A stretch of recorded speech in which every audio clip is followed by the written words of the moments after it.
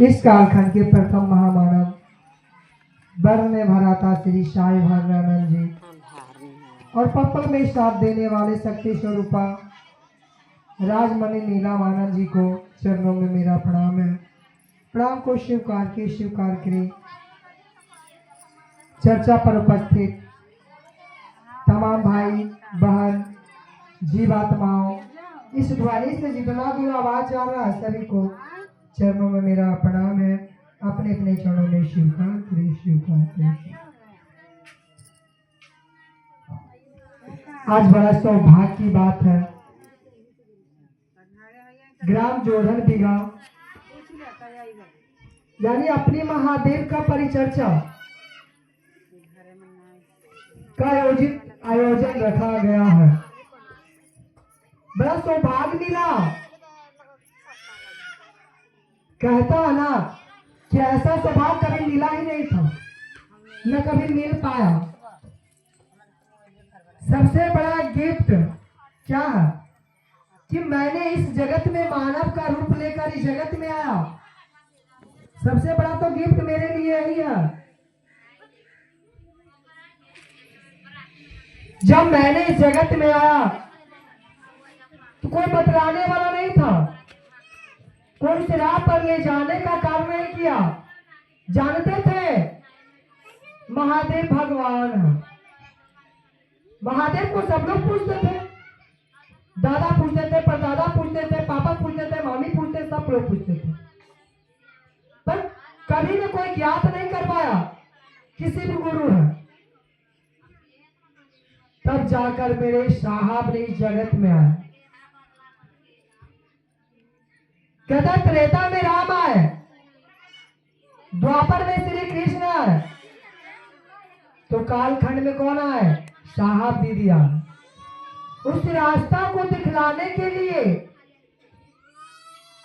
साहब ने जब 1974 में शिव को अपना गुरु बनाया और माने भी, क्या हम लोग को कभी ज्ञात था कि शिव आज गुरु है?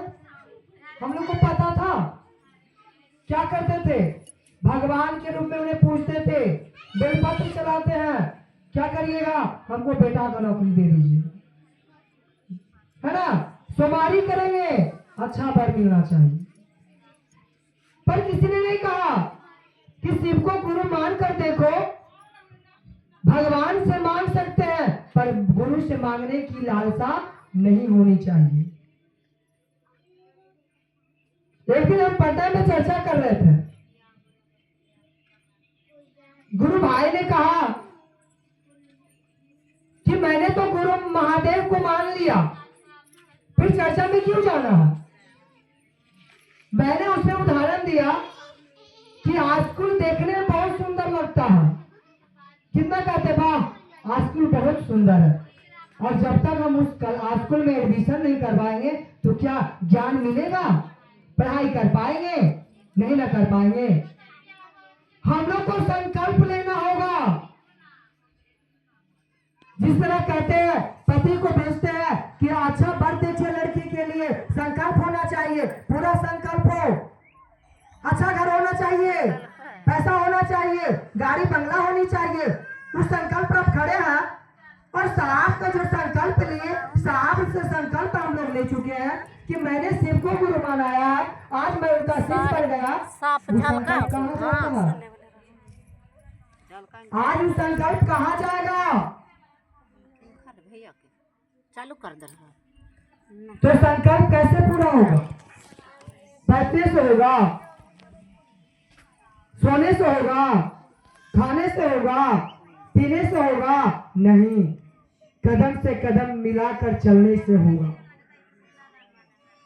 जब साहब के पास एक भाई गए थे, बोले भैया बहुत ठंडा है, चर्चा में कैसे जाए?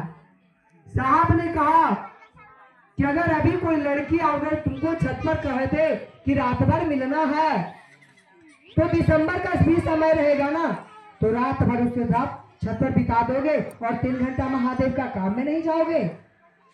कितना उदाहरण, बहुत इस उदाहरण के पॉइंट से समझिए कि गर्मी हो बरसात हो, महादेव का काम होना चाहिए, शिव का काम होना चाहिए, अपने गुरु की काम होना चाहिए। रास्ता बहुत कठिन है, चलना संभल संभल कर।